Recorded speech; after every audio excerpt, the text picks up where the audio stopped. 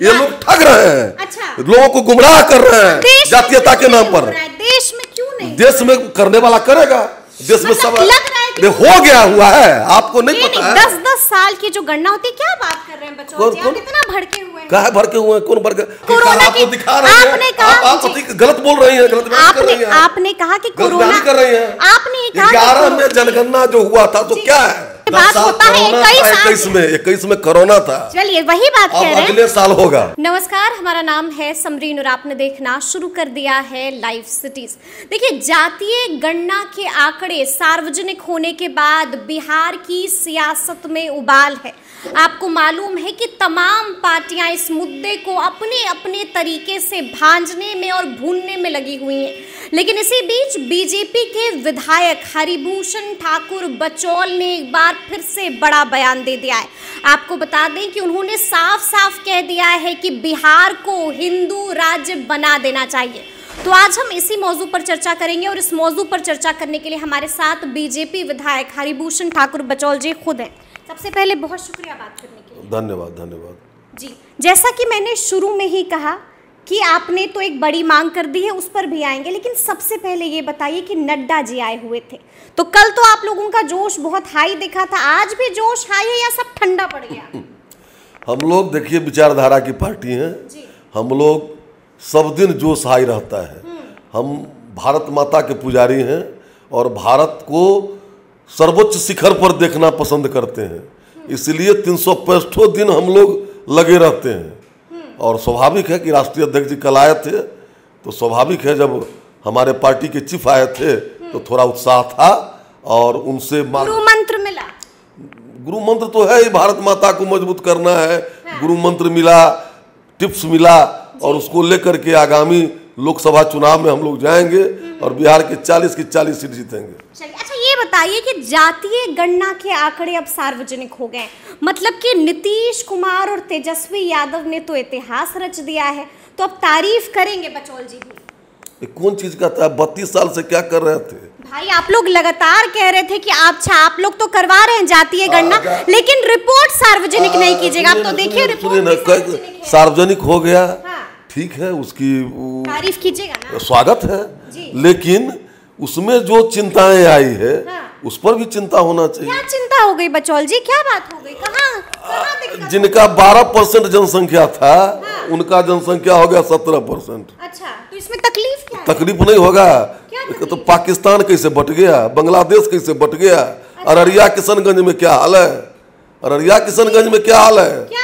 तो आप लोग तो देखिए, आप लोग तो लगातार कह रहे थे कि मुसलमानों की आबादी जो है एकदम जबरदस्त तरीके से बढ़ी है, लेकिन हम लोग देखे कि कुछ प्रतिशत, अगर हम 2011 की बात करते हैं, भयंकर बढ़ी है 2011। देखिए चिंतनीय है, जब जब इस देश में जहां भी मुसलमान की आबादी बढ़ी है वो देश से कट गया है। की बात पे आएंगे, लेकिन हम आंकड़ों की बात करेंगे। अगर आप आंकड़े उठा के देखिएगा 2011 के, तो 16 कुछ % थी मुसलमानों की आबादी। अब जो गणना आई है, उसकी जो रिपोर्ट आई है, वहां पर 17.7% है, कुछ पॉइंट का अंतर है। मतलब आप लोग के दावे गलत। 10 साल में हाथ से मुद्दा काहे मुद्दा जाएगा? कहीं मुद्दा नहीं जाने वाला है। अच्छा, मतलब मुद्दा है ही मुद्दा। जिस तरह से अल्पसंख्यकों को बढ़ावा दिया जा रहा है वो एक दिन बहुसंख्यक हो जाएंगे। और यहाँ जो जाति रटते हैं उन पाकिस्तान में कहा गया जात? 1947 से पहले हिंदू की सभी जातियां थी पाकिस्तान में। बांग्लादेश में क्या हाल हो रहा है, क्या हाल हो रहा है? अररिया में, किशनगंज में, कटिहार में, हम लोगों के क्षेत्र में यादव भाई का, ब्राह्मण भाई का, मंडल भाई का, सहनी भाई का क्या हाल हो रहा है? जाकर देखिए तो क्या हाल हो रहा है बचौल जी? जीना मुश्किल है। कौन मुश्किल कर रहा है? मुसलमान मुश्किल किए हुए हैं। मुसलमान जी। अच्छा। उनकी बहु बेटियों की इज्जत सुरक्षित नहीं है, प्रशासन डर से नहीं जा रहा है। अब ये घूरन सहनी की बेटी को अगवा कर लिया गया है, प्रशासन कुछ नहीं कर रहा है। लेकिन एक बात, चलिए हम समझ रहे हैं, आप लेकिन का कोई जवाब नहीं है। आप तो भड़क गए। आप भड़का रहे हैं तो भड़केंगे नहीं। हम जब आंकड़ों की बात कर रहे हैं तो आंकड़ों पर तो सवाल हो। कौन चीज कहाँ करा? आंकड़ा 16 कहाँ गया? पाकिस्तान में आंकड़ा कहाँ गया? बांग्लादेश में आंकड़ा कहाँ गया? जाकर के हम तो अपने हिंदुस्तान की बात करेंगे ना, हम तो भारत की बात करेंगे, हम बिहार की बात हाँ, तो बिहार में भी जो जातियां हैं, जो जातियां जहां मुसलमान भाई की जनसंख्या ज्यादा है, उसको शादी ब्याह, उसके तीज त्योहार में भी कठिनाई उत्पन्न हो रही है। बिहार के भाई जागो, नहीं तो 25-50 साल में ये जाति नाम का अस्तित्व नहीं रहेगा। जिसको अल्पसंख्यक कहते हो वोट के लालच में, वो इस देश पर कब्जा कर लेगा, मुसलमान कब्जा कर लेगा। जी। अच्छा ठीक है, चलिए आप एक बात बताइए बचौल जी कि जातीय गणना जब हुई, हम जातीय गणना की ही बात करेंगे अभी, जब हुई जातीय गणना समर्थन किया था ना आप लोगों ने? तो हम ही लोग किए थे, हम ही लोग कैबिनेट में थे, तेजस्वी जी थे, कांग्रेस थे। अच्छा वो भी थे, तेजस्वी भी थे, गए थे मिलने के लिए पीएम मोदी से? गए थे मिलने, लेकिन सरकार किसकी थी? तेजस्वी जी सरकार में नहीं थे। तो मतलब आप लोग थे, आप लोग थे, आप लोग चाहते थे कि जाति की गणना हो, लेकिन ये बताइए कि पीएम मोदी, सर्वे है, ठीक है बिल्कुल सर्वे ही है बिल्कुल, तो लेकिन अब देखिए कि जिस तरह से पीएम मोदी ने भी कह दिया है, अब तो चाहेंगे ना आप, उन्होंने तो 2-3 बातें कह दी। पहला तो कहा कि कोई जाति नहीं है, एक अमीरी है और एक सही है, गरीब और अमीर की जाति है। तो अब तो आपने स्वागत कर दिया, कहा बहुत अच्छा काम हुआ है, होना भी चाहिए था, अभी भी आप कह रहे हैं कि होना चाहिए, तो आप मांग करेंगे ना पीएम मोदी से कि पूरे देश में हो जातियों की गणना? पीएम मोदी से हम क्या मांग करेंगे? बीजेपी में और आपको नहीं पता है बैजनाथ, हमारा मोबाइल ला भाई, सब ठगने का चीज है मैडम। आप दिखाते हैं 21 सेकंड में दिखा देते हैं। हम आपसे बात कर रहे हैं, हम आपसे पूछते हैं, बस अब बदल गई? नहीं बदले नहीं है बचौल जी, अब दिखाते हैं। हर एक जातीय जनगणना, जातीय सर्वे 1911 में हुआ, और 3700 है मंडल कमीशन की जातियां, 10 साल पे, ठीक है, 1.25 लाख जाति हो गई, 1.25 लाख जाति हो गई, उसको नहीं प्रकाशित किया गया। 10 साल पे जो गणना होने वाली थी बचौल जी, उसका क्या? तो कोरोना के कारण नहीं हुआ, अगले सालों तो मतलब वही हम कह रहे हैं, तो मांग करिएगा ना, इतना अच्छा कदम है तो चाहिएगा ना कि आप पहले देखिए, मांग क्या इस देश में होना चाहिए, देखा चाहिए बचौल जी, देश में हुआ है, आपको वही दिखा रहे हैं।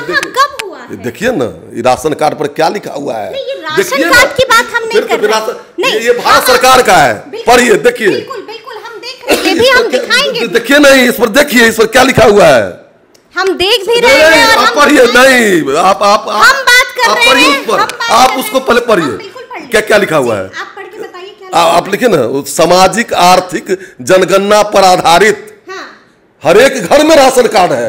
ये लोग ठग रहे हैं, अच्छा, लोगों को गुमराह कर रहे हैं जातीयता के नाम पर। देश में क्यों नहीं? देश में करने वाला करेगा, देश में सब हो गया हुआ है, आपको नहीं पता है? 10 साल की जो गणना होती है, क्या बात कर रहे हैं बच्चों, आप इतना भड़के हुए हैं? कहाँ भड़के हुए हैं? कौन भड़के? आप ऐसा बोल रहे हैं, हम कहाँ भड़केंगे?